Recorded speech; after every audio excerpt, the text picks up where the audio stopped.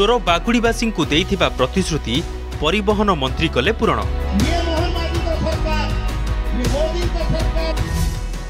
प्रतिश्रुतिर 4 मास भितरे सोर बागुड़ी रास्ता हेला निर्माण। 4 वर्ष धरी एही रास्ता पाई बागुड़ी लोके भोगी आसुथिले असुविधा।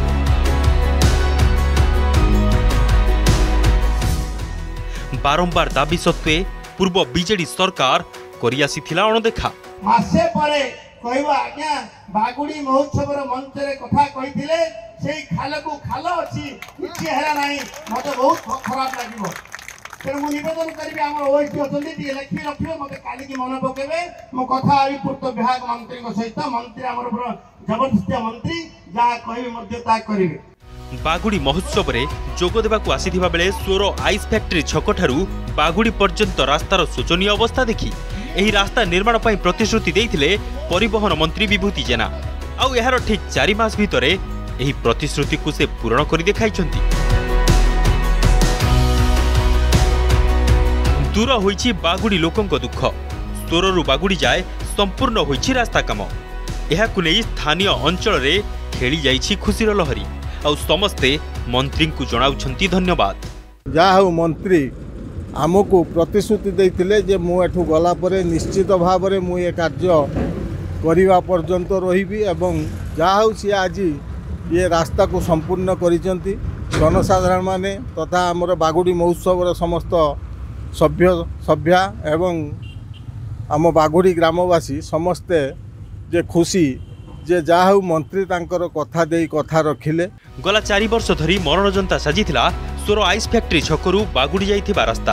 तत्कालीन बीजेडी सरकार को एने बारंबार गुहारी करिथिले स्थानीय लोके, किंतु केही भी ध्यान देइ नथिले। गत बागुड़ी महोत्सवर उद्यापनी संध्यारे मुख्य अतिथि भाव में जोग देइथिले वाणिज्य और परिवहन मंत्री विभूतिभूषण जेना। सेही ठारे ही मंच उपरु थाई रास्ता निर्माण पई प्रतिश्रुति देइथिले मंत्री। रास्ता कार्य शेष होईछि पाखापाखि 10-15 दिन हम जहाँ आमर सम्मुखीन होता धूली स्कूल रे जीवासा पिला बहुत प्रोब्लेम होता प्लस आम जनसाधारण भी बहुत धूलीर सम्मुखीन होते। विगत दिन में बीजेडी सरकार ये रास्तार मरामती काम कि पूर्ण काम करू नथिले, सेतिबे लोक माने विभिन्न समय प्रतिवाद करथिले एवं ट्रक चालक संघ विभिन्न वर्गर लोक सेठी धारणा रे बसुथिले। ए रास्ता दुरावस्था थिला। मंत्रींकर चेष्टा प्रचेष्टा एवं मान्यवर मुख्यमंत्री मोहन माझी सरकार रे रास्तार पूर्णांग शेष होईछि। ये रास्ता लोक मानकर जीवासिया यातायात जी सहयोग कर विभिन्न जानवाहन मध्य से जगह को जाई पारछि। मंत्री कथा देइथिले कथा रखिले। दीर्घ दिन धरी होई पारु नथिबा रास्ता कार्य बीजेपी सरकार आसीबा परे कम दिन भितरे पूर्ण होइतिबारु खनि मंत्री समेत मुख्यमंत्री को धन्यवाद जणाइछंती अंचलवासी। आदे कथा रखिले वाणिज्य परिवहन और खनि इस्पात मंत्री विभूतिभूषण जेना। नूतन बीजेपी सरकार आसीबा परे सोर बागुड़ीवासी मुहरे हस फुटी।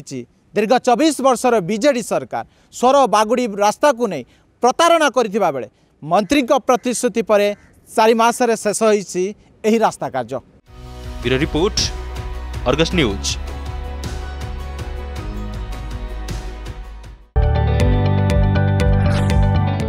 जदि आपंक आम भिडी भल लगा तेब आम चैनल को लाइक, शेयर और सब्सक्राइब करने को जमा भी भूलु नहीं।